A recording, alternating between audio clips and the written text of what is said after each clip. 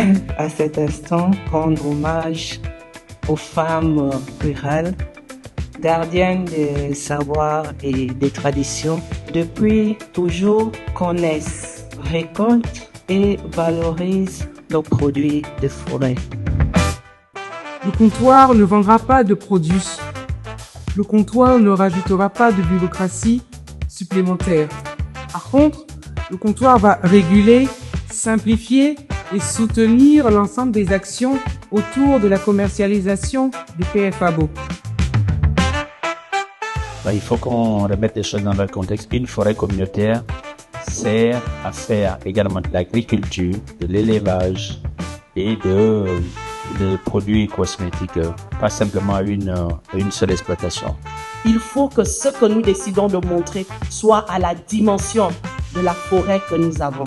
Il est temps que celui qui cueille, on lui donne aussi une valeur. Il est question de créer des industries tout autour de chaque produit que nous avons, avec la diversité des plantes que nous avons dans ce pays.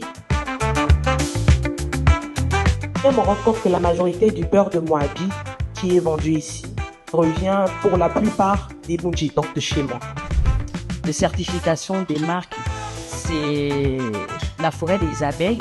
Est-ce qu'au travers du comptoir ou même de la GADEV, on a des facilitations pour nous permettre de certifier nos produits, d'avoir une certaine légalisation? Parce que nous sommes aujourd'hui amenés à tout faire. On produit, on transforme, on commercialise, etc.